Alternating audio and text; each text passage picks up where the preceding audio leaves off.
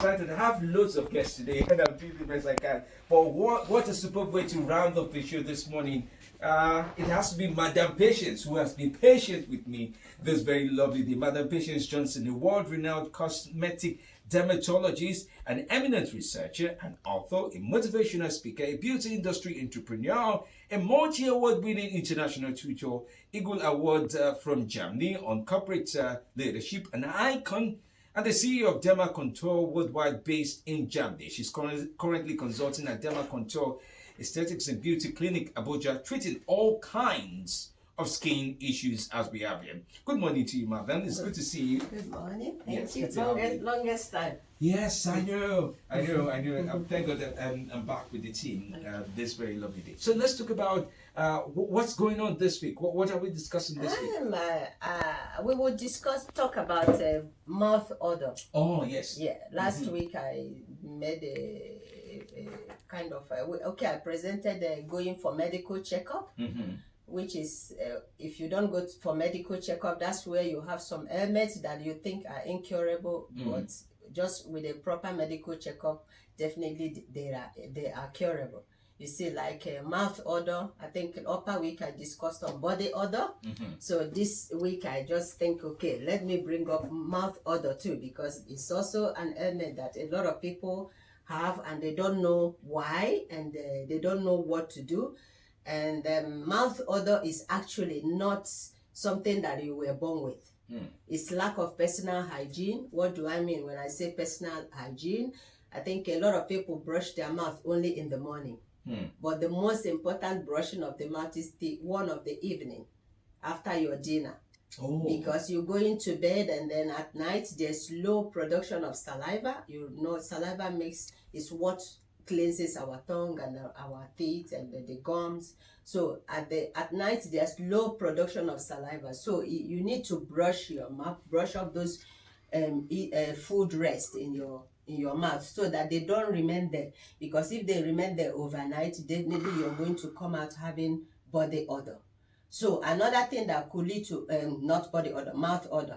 Another thing that could lead also to mouth odor is when you have a wound in your gum that is not treated. Yeah, that's when there could be accumulation of bacteria there, and they will start producing some certain odor. Some certain food too, alcohol, cigarette can also lead to mouth odor. You bringing out some certain odor from your mouth. So that is why it's important that you make sure that you brush your mouth at least 2 times in a day. But I do brush mine anytime I eat something, even if it is fruit. I have to go in and brush my mouth because I don't want most of those food rests to remain inside my mouth. Okay, so let me go back to one of the things that cause mouth odor, which is what you talked about, food debris.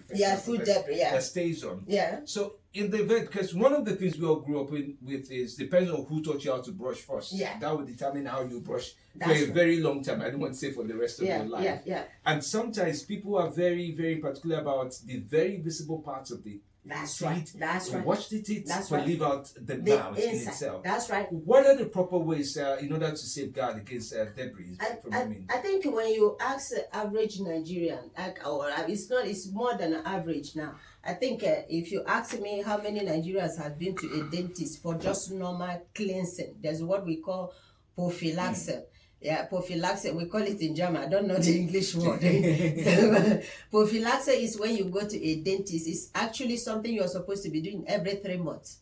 That you go just lie down on their bed and they check out they will go with a special light and a machine with pressure that brings out water for cleansing. So any debris that is inside or in between the teeth and then at the back of your teeth, because these are the areas where you can't see.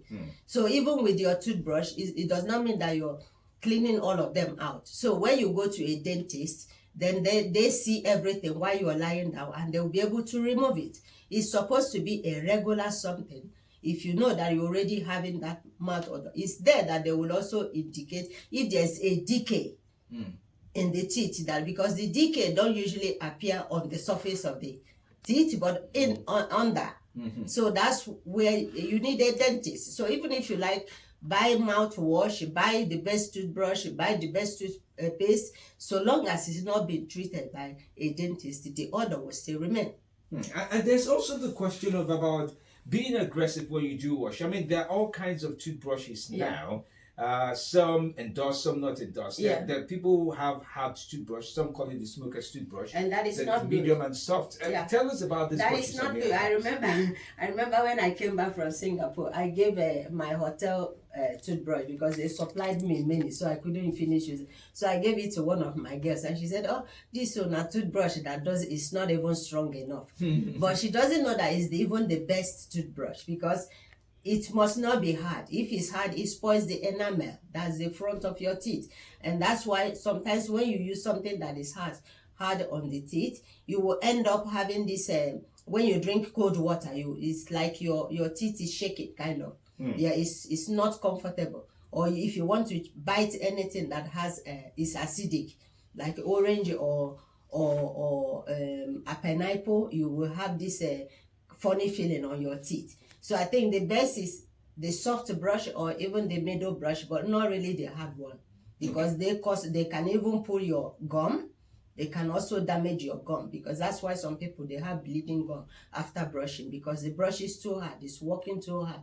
And the best way to brush is, okay, I can't demonstrate it on a radio because all this is what we teach people too. The best way to brush is up and down and then inside, but there's a way, and not really with pressure. Okay. But the best way to get rid of debris from your teeth is make sure you do proper checkup. Go for your dental checkup. Okay. Let's talk about, of course, you also deal with the issues of the mouth and, of course, the skin. Yeah.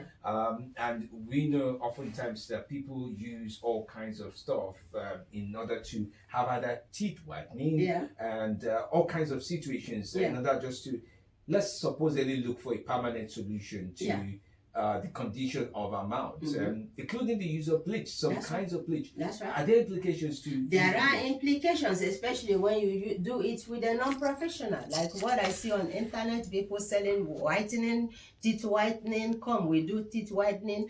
And when you check out, you are not supposed to use a peroxide oxide gel on teeth.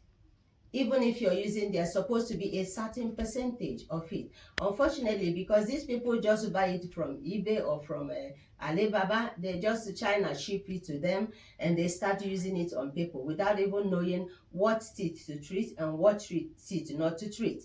It's not everybody that is eligible to do teeth whitening, because you may cause more harm than good. There are certain gel you're supposed to use. It's not every gel that is recommended. There are certain hours that you need, like in my clinic. Sometimes when they will come, oh, will it be just like white? I say no. We have a color card, and there are certain level of color shade that you will reach, but it's not going to be as white as snow. Why? Because teeth naturally is not as white as snow. So we will bring out the card. Unfortunately, when you do it in a spa or these people were not trained for this. And sometimes when they come to my clinic, I have to do a total check control of the teeth. If there are debris or something that I see that is not supposed to be there, I will send them rather to a dentist, because my own is the cosmetic part of it. But the dentist has to do the professional work, which is not mine. So unfortunately, people just go, let me go and bleach my teeth, but they don't really know the implications of doing it with the wrong people.